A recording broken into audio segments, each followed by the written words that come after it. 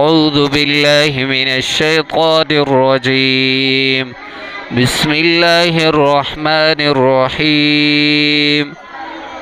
الذين يأكلون الربا لا يقومون إلا كما يقوم الذي يتخبطه الشيطان من المس، ذلك بأنهم قالوا إنما البيع مثل الربا وأحل الله البيع وحرم الربا، فمن جاءه موعظة من ربه فانتهى فله ما سلف وأمره إلى الله،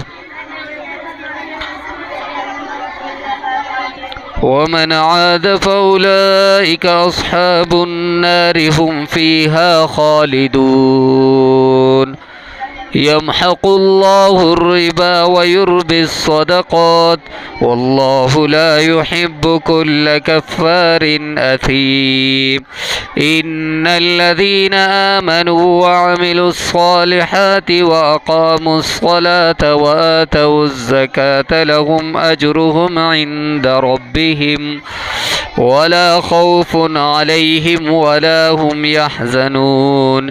يا أيها الذين آمنوا اتقوا الله وذروا ما بقي من الربا إن كنتم مؤمنين، فإن لم تفعلوا فأذنوا بحرب من الله ورسوله، وإن تبتم فلكم رؤوس أموالكم لا تظلمون ولا تظلمون، وإن كان ذو عسرة فنظرة إلى ميسرة، وأن تصدقوا خير لكم إن كنتم تعلمون.